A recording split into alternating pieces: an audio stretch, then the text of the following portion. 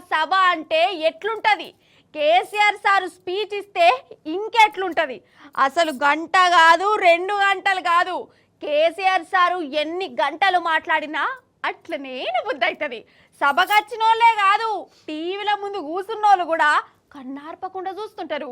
KCR sir మాటలో ఉన్న మహత్యం అది, అవునా కాదా? అసలు కేసీఆర్ సార్ ఉపన్యాసంలో పంచులుంటాయి, పిట్ట కథలుంటాయి, శాస్త్రాలుంటాయి, నడవ నడవ జనంతోనే ముచ్చట్లుంటాయి. అల్లరి చేసిన వాళ్ళను పాయనంగా మందిరించుడు కూడా ఉంటుంది. అగో చూడరి. ప్రజలు కూడా ఆలోచన చేయాలి, ఆవేశం కాదు. గాడిదలకు గడ్డేసి బలరకు పాల్పడితే వస్తాయా? మరి ఇప్పుడు ఏం చేయాలో ఆలోచించాలి.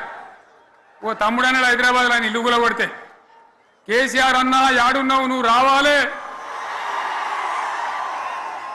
కత్తి వాన్ చేతిలో పడితే యుద్ధం నన్ను చేయమని పడుతుంది. అంతేనా? ఇది కూడా విచారించాలి ప్రజలు. మీకు అర్థం కావాలని నేను చెప్తా ఉన్నా.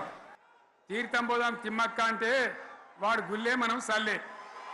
ఆ గతికి తెచ్చింది ఇలా ప్రజల గతి.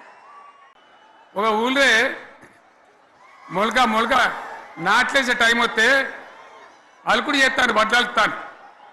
మొలకకు అలుకుడు చేస్తాం కదా, తుకాలు పోయేమా. పెద్ద మొగోడని కొన్ని పిలిచిరట. మొగోడని మొలకాల్చడానికి పిలిస్తే ఎలక పిల్లని చూసి ఎల్లంకర పడ్డాడు.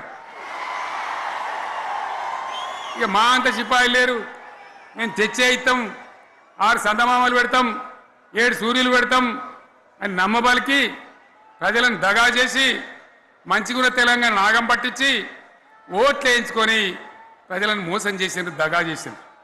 ఈ మాట నిజం.